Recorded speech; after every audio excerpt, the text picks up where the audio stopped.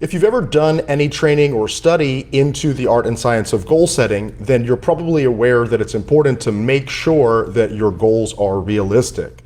But how do we know if our goals are realistic? Or if you're a coach, how do you know if your client's goals are realistic? Because I've had many times over my career of the past 10 plus years as a coach where my client would tell me a goal, and in my intuition, in my gut, I would say, I don't think that's realistic.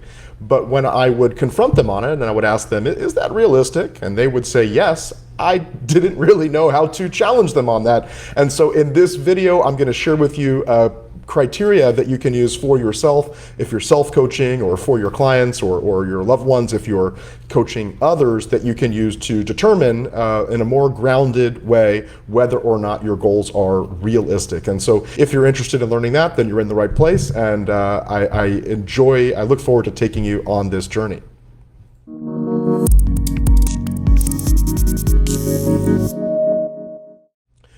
So, like I said, I myself have set goals in my life where I think that it's realistic, and I put a time frame on it. I say, I think I can achieve this in 6 months or 1 month or 1 year. And in fact, it took a lot longer than that. And that's because as human beings, we have a couple of biases built into us. One of the biases is the bias, it's the planning fallacy, is that we expect that we can get what we want in.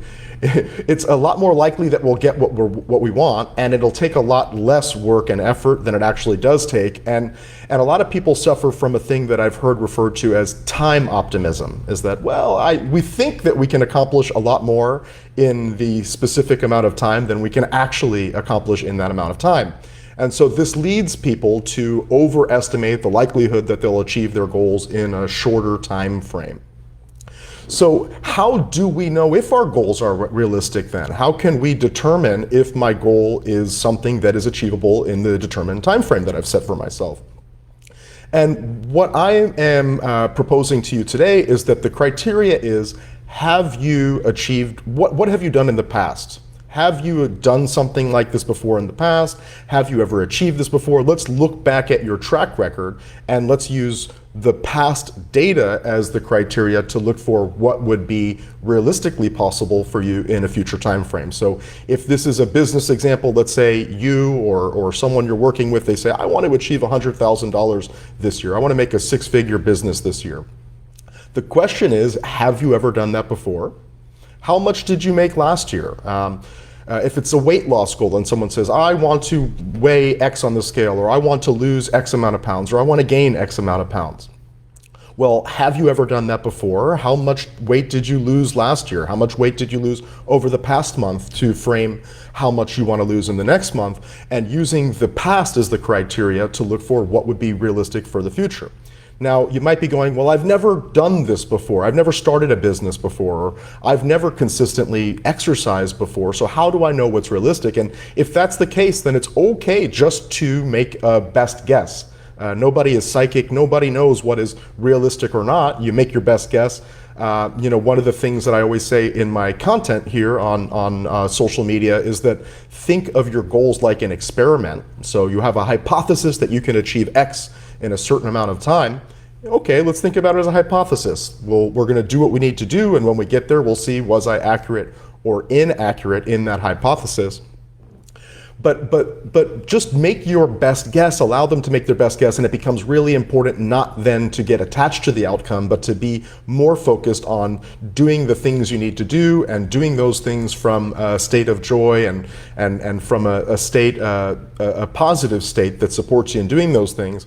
And then once you get there, you'll build up that track record to become better at predicting what is realistic for you in the future.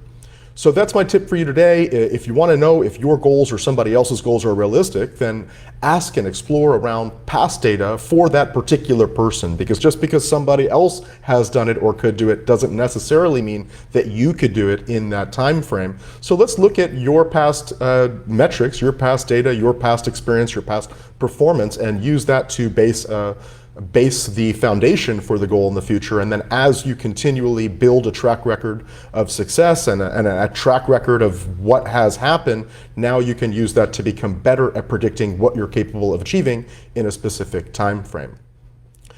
My name is Jason Schneider. For those of you who don't know me, I'm the founder of the Perception Academy, and I work with coaches, leaders, and personal developers to unleash the highest and best of human potential. And I'm wondering if you found this video valuable.